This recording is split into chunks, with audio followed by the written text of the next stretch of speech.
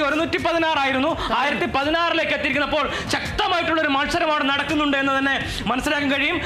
രണ്ടാം സ്ഥാനത്തുള്ളത് രാഹുൽ മാങ്കൂട്ടമാണ്. തീർച്ചയായും. പക്ഷേ കോൺഗ്രസ് ക്യാമ്പിന് ചില ആശങ്കകൾ ഉണ്ട് എന്നാണ് നമുക്ക് മനസ്സിലാക്കാൻ കഴിയുന്നത്. ഈ വാർത്ത കണ്ടുകൊണ്ടിരിക്കുന്ന, പറയാൻ പാടില്ലെങ്കിലും പറയുന്ന ഈ വാർത്ത കണ്ടുകൊണ്ടിരിക്കുന്ന ഒരു KPCC ഭാരവാഹി ഇപ്പോൾ വ്യക്തിപരമായിട്ടൊരു മെസ്സേജ് അയച്ചിരിക്കുന്നു. അപകടകരമായ ഒരു കുതിപ്പ് പാലക്കാട് ഉണ്ടാകുന്നു, സരിൻ വോട്ട് വർദ്ധിപ്പിക്കുന്നു എന്ന ഒരു മെസ്സേജ്. വളരെ നിരാശാജനകമായ ഒരു മെസ്സേജാണ് വന്നിരിക്കുന്നത്. KPCC ഭാരവാഹിക്കാണ് നിരാശ എന്നാണ് ഞാൻ മനസ്സിലാക്കുന്നത്. സന്തോഷമുള്ളതെന്ന് എനിക്കറിയില്ല. അപകടകരമാണ് ഇപ്പോഴത്തെ ട്രെൻഡ്. കാരണം സരിൻ വോട്ട് വർദ്ധിപ്പിക്കുന്നു എന്നാണ് മനസ്സിലാക്കാൻ കഴിയുന്നത്. എനിക്ക് തോന്നുന്നു നിതിൻ ആ ആശങ്ക മറ്റൊരാളുടെ പേരിൽ പറഞ്ഞതാണോ സംശയം. അല്ലല്ല, കൃത്യമായിട്ട് മെസ്സേജ് ഉണ്ട്.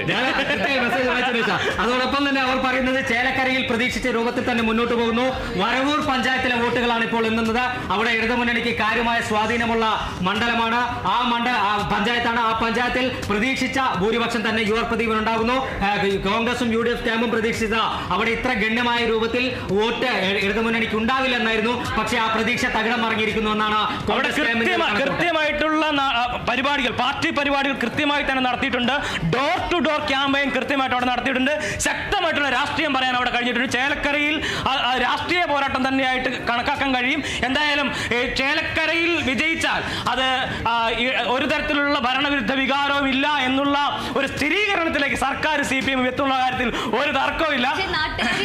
ചേലക്കരക്കാരി എന്ന നിലയിൽ ചേലക്കരയിലെ വിജയത്തെ ഒരിക്കലും ഭരണത്തിന്റെ ഒരു അടയാളമായി അല്ലെങ്കിൽ ഭരണത്തോടുള്ള ജനങ്ങളുടെ വിലയിരുത്തലായി ചേലക്കരയിലെ ഫലത്തെ കാണാൻ കഴിയില്ല എന്നുള്ളതാണ്.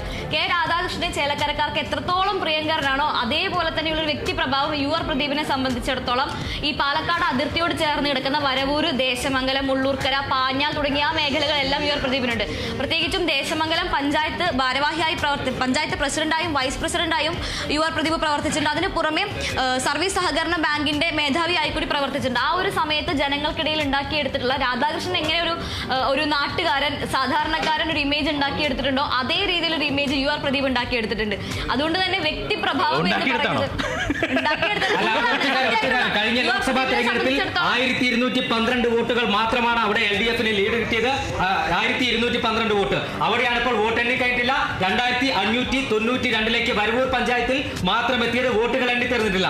കഴിഞ്ഞ തെരഞ്ഞെടുപ്പിൽ 1212 വോട്ട് LDF-ന് ലീഡ് നൽകിയ പഞ്ചായത്തിൽ ഇപ്പോൾ വോട്ട് എണ്ണി തീരുന്നതിന് മുമ്പ് 2592ലേക്ക് എത്തിയിരിക്കുന്നു. ട്രെൻഡ് നമുക്ക് മനസ്സിലാക്കാം. ഇനി എണ്ണാനുള്ളത് ദേശമംഗലമാണ്. ദേശമംഗലം എന്ന് പറയുന്നത് യുവർ പ്രദീപിന്റെ വീടിരിക്കുന്ന സ്ഥലമാണ്. ദേശമംഗലത്തിന്റെ പഞ്ചായത്ത് പ്രസിഡന്റും വൈസ് പ്രസിഡന്റും ആയിരുന്നു.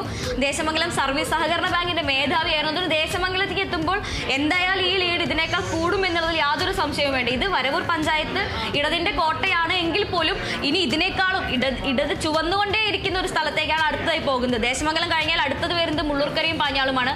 മുള്ളൂർക്കരയും പാഞ്ഞാളും ചരിത്രത്തിൽ ഇതുവരെ രാധാകൃഷ്ണനെയോ യുവർ പ്രദീപിനെയോ അല്ലാതെ മറ്റൊരാളെ നേതാവായി സ്വീകരിച്ചിട്ടേ ഇല്ലാത്ത രണ്ട് പഞ്ചായത്തുകൾ കൂടിയാണ്. അതുകൊണ്ട് എന്തായാലും ചേലക്കര ഇടതിനൊപ്പം എന്ന് ഏറെക്കുറെ ഇപ്പോൾ